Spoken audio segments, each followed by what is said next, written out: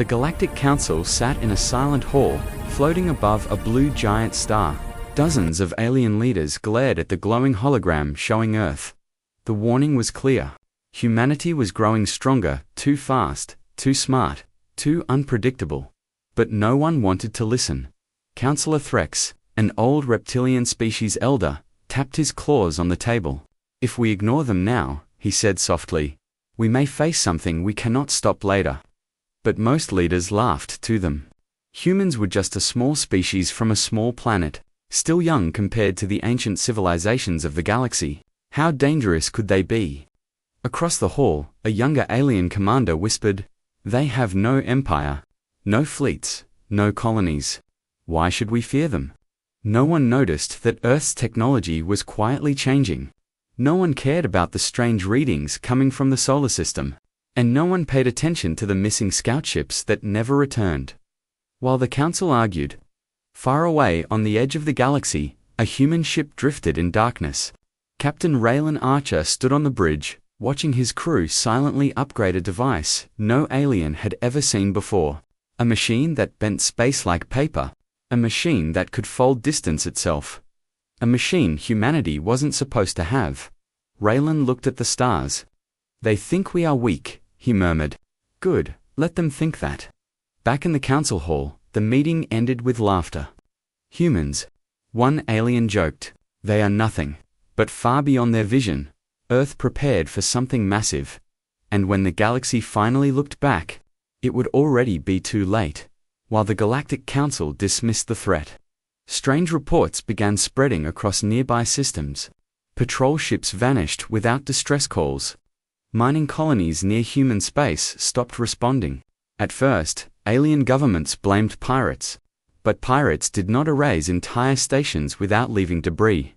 Something else was moving in the dark. On Earth, Captain Raylan Archer watched the final test of humanity's new engine. The room shook as light bent unnaturally around the ship. Space rippled like water. The crew stared in awe. Humanity had achieved something even ancient species failed to do. Controlled spatial folding. Raylan smiled. "No more slow travel. No more waiting for their permission. We choose our path now." News of Earth's breakthrough never reached the Council. Their long-range sensors were too outdated to detect the new engine's signature. Every alien nation continued living confidently, believing humanity was still harmless, but small hints of danger were beginning to appear in the distant Zither sector. A lone alien observer ship caught a shadow passing between two stars faster than any known vessel. The shadow did not match any council fleet. It emitted no signal, no identification, nothing but silence. The observer panicked and tried to report it, but the transmission cut off mid-sentence. Only static remained. Back on Earth, Raylan walked through a massive underground hangar where dozens of human warships floated like sleeping beasts. Sleek metal, sharp wings, glowing blue engines, machines built in secret. Hidden for years, waiting. Humanity had been silent for too long. Now they were ready. Raylan touched the hull of the flagship. If they ignored the warning, then they choose their fate. Above the hangar, the alarm lights turned red, that the fleet was ready to move. The first alien nation to notice something was wrong was the Voctal Dominion. Their outer defense ring suddenly lost contact with an entire patrol group. No explosion, no wreckage, no emergency signals. The ships were simply gone.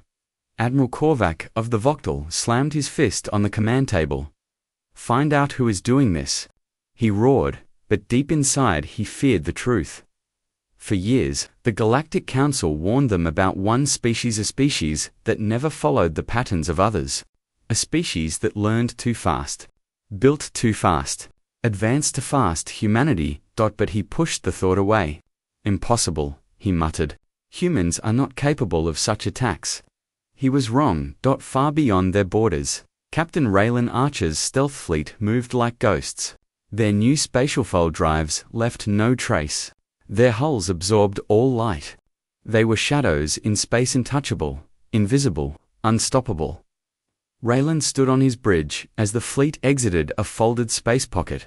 Below them floated a massive Voctal sensor station, one that monitored half the sector. "Target?" asked his lieutenant, Raylan took a long breath.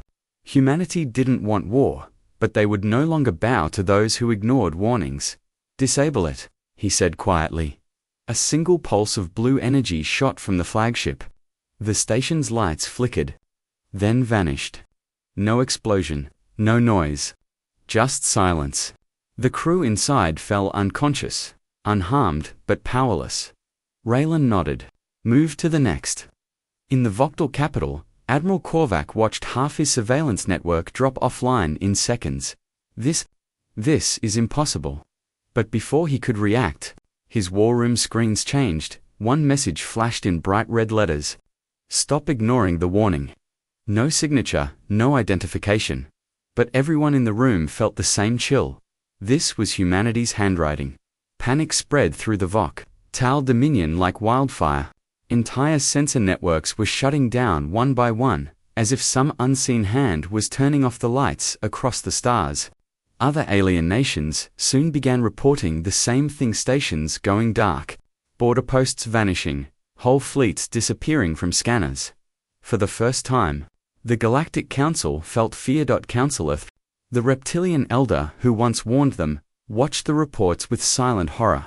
"I told you," he whispered, "humanity has changed." But the other council members shouted in confusion. "How can a young species do this? What technology are they using? Why didn't our sensors detect anything?" No one had answers. Meanwhile, far from the council's panic, Captain Raylan Archer studied the growing map of disabled stations on the holographic display. Humanity had taken down surveillance from 3 major alien empires without a single casualty. Without firing a single deadly shot, Raylan looked at his crew. "We don't attack life. We attack control," he said. "They tried to contain us.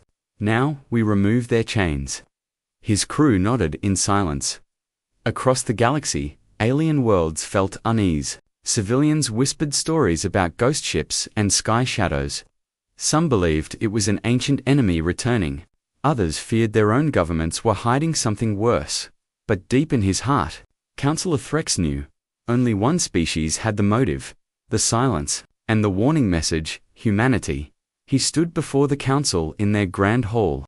"We ignored their potential. We ignored their warnings, and now they act without fear." The hall trembled as another report arrived: 6 more sectors had gone dark. Threx closed his eyes. "This is not war," he said softly. "This is a demonstration." But the galaxy didn't understand the message, not yet. The Galactic Council finally decided to send a peace fleet to the solar system. Dozens of massive alien ships moved toward Earth, armed but cautious. They did not come to attack. They came to understand what was happening, but they never reached their destination. Halfway through the journey, space around them shifted, silent, smooth, unnatural. The stars stretched, bent, and folded in impossible shapes. The alien captains shouted orders, but their sensors showed nothing. No enemy ships. No energy readings. No warnings. Then humanity appeared. Raylan Archer's flagship unfolded from space like a blade sliding out of darkness. Hundreds of human ships followed, surrounding the alien fleet from all sides. Sleek, silent, perfect lines of blue energy glowing like awakened storms. The alien commanders froze. They had never seen human technology like this. Raylan opened a channel.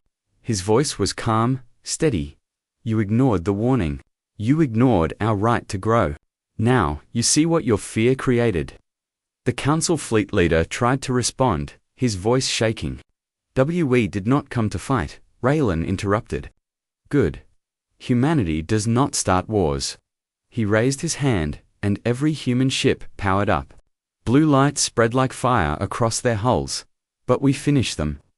The alien fleet panicked and prepared weapons, but before they could fire, their systems shut down. Engines died. Weapons locked. Shields vanished. Humanity had disabled an entire armada without firing a single destructive shot. Raylan's voice echoed again. "Go back. Tell your council, we want no masters. No cages, no chains. We rise on our terms." The alien commander trembled. "And if they do not listen?" Raylan looked at the stars, then the galaxy. We'll regret looking away. Humanity stepped back into the shadows, but everyone knew they would return. The alien peace fleet returned to the Galactic Council in silence. No speeches, no pride, no excuses. Every ship carried the same message. Humanity had become something far beyond what anyone imagined. The council hall was filled with fear.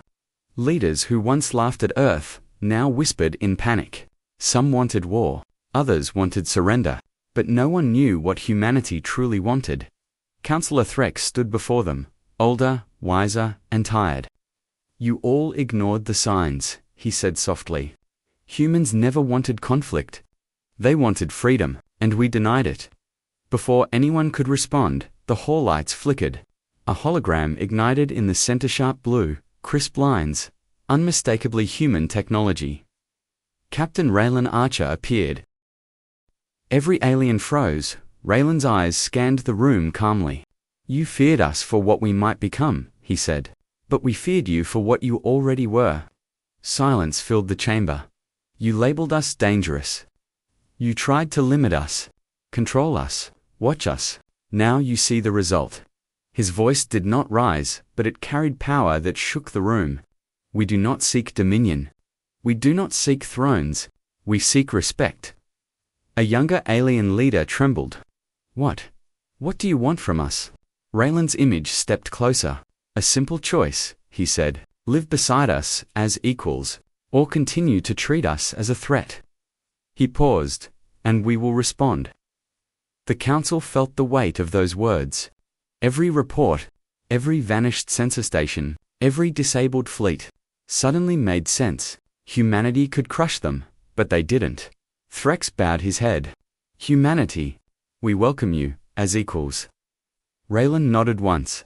Then, the future begins today. The hologram faded, leaving the hall silent, but changed. For the first time in galactic history, the galaxy listened, and humanity walked forward. Not as a small species, but as a power the stars would never again overlook.